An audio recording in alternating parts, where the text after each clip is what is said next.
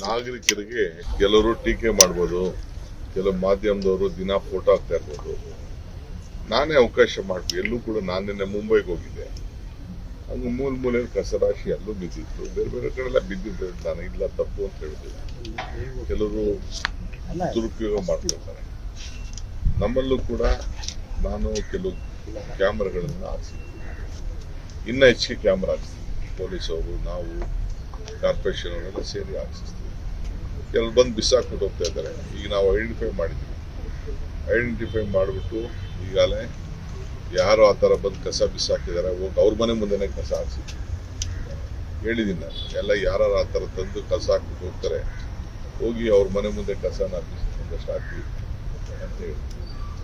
So ಹಂಗೆ ಆಮೇಲೆ ವಾಹನಗಳಲ್ಲೂ ಕೂಡ ಕಸ ತೆಗೆದುಕೊಂಡು ಬೇಕಾದ್ರೆ ಮುಚ್ಚಬೇಕು ಅಂತ ಅದು ಕೆಲವರು ಮಾಡ್ತಾರೆ. ಅವ್ರ ಮೇಲೂ ದಂಡ ವಿಧಿಸಬೇಕು, ಆ ಮನೆಗಳ ಮೇಲೂ ದಂಡ ವಿಧಿಸಬೇಕು. ನಾನು ಎಲ್ಲರಿಗೂ ಮನವಿ ಮಾಡ್ತೀನಿ, ನೀವು ನಿಮ್ಗೊಂದು ನಿಮ್ಮ ಮನೇಲಿ ಡಬ್ಬ ಇಟ್ಕೊಂಡಿರಿ, ನೀವು ಕಸ ಹಾಕಿಟ್ಕೊಳ್ಳಿ.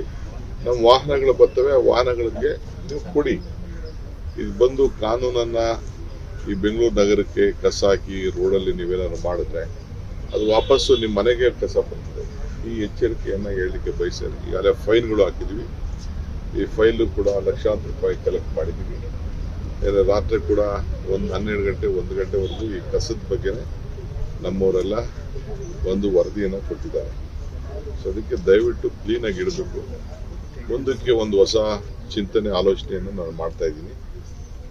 ಬೇರೆ ಕಡೆ ಬಾಂಬೆಲೆಲ್ಲ ಇದೆಯಂತೆ. ನಾನು ನಿನ್ನೆ ಹೋಗಿದ್ದೆ, ಚರ್ಚೆ ಮಾಡಿದೆ. ಈ ಮೇಜರ್ ರೋಡು ಯಾರು ಮೇಂಟೈನ್ ಮಾಡ್ತಾರೆ, ಕಟ್ಟಿರ್ತಾರೆ, ಅವ್ರಿಗೆ ಅದನ್ನ ಕಸನೂ ಕ್ಲೀನ್ ಮಾಡೋಂಥ ಒಂದು ಜವಾಬ್ದಾರಿ ಕೂಡ ಮೇಜರ್ ರೋಡ್ಗಳಲ್ಲಿ ಕೊಟ್ಟಿದ್ದಾರೆ. ಅದು ಕೂಡ ನಾವು ಆಲೋಚನೆ ಮಾಡ್ತಾ ಇದ್ದೀವಿ. ಈ ಬರೀ ಅವರು ಗುಂಡಿ ಮುಚ್ಚುವಂಥದ್ದು, ಮೇಂಟೆನೆನ್ಸು, DLP ಪೀರಿಯಡ್ ಅನ್ನೋದಲ್ಲದೆ ಕಸ ಕೂಡ ಅವರೇ ಜವಾಬ್ದಾರಿಯನ್ನು ತೆಗೆದುಕೊಳ್ಬೇಕು ಅಂತ ಕೂಡ ಆಲೋಚನೆಯನ್ನು ಮಾಡ್ತಾ ಇದ್ದೀವಿ.